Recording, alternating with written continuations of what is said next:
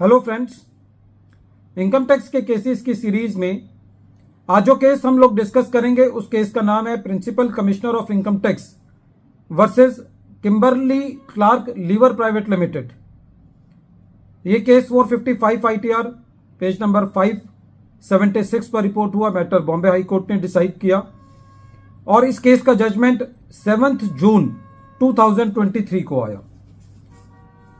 Friends, किसी भी law के अंदर ये एक सेटल्ड प्रोपोजिशन है कि जो प्रोसीजर लॉ के अंदर है उस प्रोसीजर के तहत ही वो काम किया जाना चाहिए। और इस कानून की फिस्कल लॉज के अंदर एक अपनी इंपॉर्टेंस है कि जो प्रोसीजर लॉ के अंदर दिया हुआ है, उदाहरण के तौर पर यदि हम सेक्शन 148 की प्रोसीडिंग्स देखें तो पहले assessing officer section 148A clause B का शो कोज नोटिस देगा, फिर सेक्शन 148 का नोटिस इशू करेगा, फिर असेसमेंट करेगा। और उससे पहले उसको नोटिस इशू करने के लिए जो अप्रूवल लेके आनी है वो उसी अप्रूविंग अथॉरिटी से लानी है जो उसके लिए डेजिग्नेटेड है। इसी चीज से प्रेरित होकर के ये केस का डिसीजन है। इस केस के अंदर एक बहुत ही डिफरेंट टाइप ऑफ के फैक्ट्स निकल के आए और जो लॉ का पॉइंट निकल के आया वो ये आया कि क्या असेसिंग ऑफिसर बिना असेसमेंट प्रोसीडिंग्स के चलते हुए सेक्शन 92CA के अंदर ट्रांसफर प्राइसिंग ऑफिसर को आर्म्स लेंथ प्राइस कैलकुलेट करने के लिए मैटर को रेफर कर सकता है या नहीं कर सकता। इस केस के अंदर असेसी की कोई इनकम टैक्स की प्रोसीडिंग्स नहीं चल रही थी, कोई असेसमेंट नहीं चल रही थी, लेकिन असेसिंग ऑफिसर ने सेक्शन 92C के अंदर ट्रांसफर प्राइसिंग ऑफिसर को रेफर किया और असेसी के लिए ट्रांसफर प्राइसिंग की रिपोर्ट मांगी। पहली बात तो असेसिंग ऑफिसर के पास ये पावर नहीं थी कि वो रिपोर्ट मांगे क्योंकि असेसी की असेसमेंट नहीं चल रही थी। दूसरा, ट्रांसफर प्राइसिंग ऑफिसर ने भी इस बात का ध्यान नहीं दिया कि जब असेसी का असेसमेंट ही नहीं चल रहा तो वो रिपोर्ट दे ही नहीं सकता। लेकिन इसके बावजूद भी टीपीओ ने अपनी रिपोर्ट दे दी। बाद में असेसिंग ऑफिसर ने इस ट्रांसफर प्राइसिंग ऑफिसर की रिपोर्ट के बेसिस पर असेसी को सेक्शन 148 का नोटिस इशू किया। असेसी का यह कहना था कि साहब, जो आपने मुझे नोटिस इशू किया है वो एक ट्रांसफर प्राइसिंग ऑफिसर की रिपोर्ट पे किया है और वो रिपोर्ट नल एंड वाइड है क्योंकि वो रिपोर्ट तभी सीक की जा सकती है जब असेसी की असेसमेंट चल रही हो।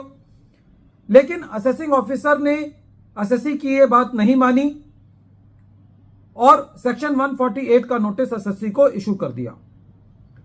इस संदर्भ में central board of direct taxes का एक इंस्ट्रक्शन नंबर 3 है जो कि 20 मई 2003 में इशू किया गया। वो भी इस बात को यह कहता है कि यदि असेसिंग ऑफिसर ने टीपीओ को रेफर करना है, ट्रांसफर प्राइसिंग ऑफिसर को सेक्शन 92C के अंदर मैटर को रेफर करना है, तो इसके लिए यह जरूरी है कि पहले असेसी की असेसमेंट प्रोसीडिंग्स पेंडिंग हो। तो जब असेसी सेक्शन 148 के नोटिस को लेकर के हाई कोर्ट में गया अपनी रिट पिटीशन को लेकर के, तो बॉम्बे हाई कोर्ट ने यह कहा कि सबसे पहले जो ट्रांसफर प्राइसिंग ऑफिसर की रिपोर्ट सीक की गई वही रिपोर्ट नल एंड वाइड है, तो उसके बेसिस पर असेसी को जो कोई भी नोटिस इशू किया जाता है वो नोटिस भी नल एंड वाइड होगा। फ्रेंड्स, कई बार ऐसा होता है कि हम अपनी असेसमेंट को कराने लगते हैं बिना ये देखे कि क्या डिपार्टमेंट हमारी प्रोसीडिंग्स को चलाने के लिए लीगली लायबल था भी या नहीं, वो नोटिस जुरिस्डिक्शन के अंदर था भी या नहीं। तो हमारी प्रोसीडिंग्स के अंदर एंटर करने से पहले असेसिंग ऑफिसर को बहुत सारे हर्डल पूरे करने होते हैं। यदि वो उन पूरे प्रोसीजर्स को पालन नहीं करता तो वो हमारी असेसमेंट प्रोसीडिंग्स नहीं कर सकता और जो कोई भी असेसमेंट प्रोसीडिंग्स वो की जाएंगी वो नल एंड वाइड होंगी।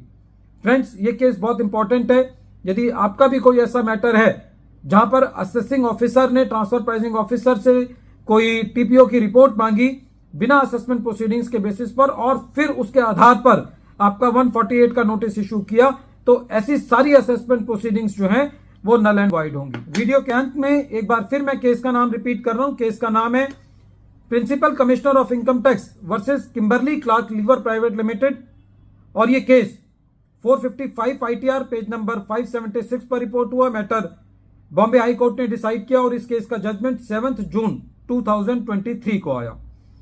Thank you friends.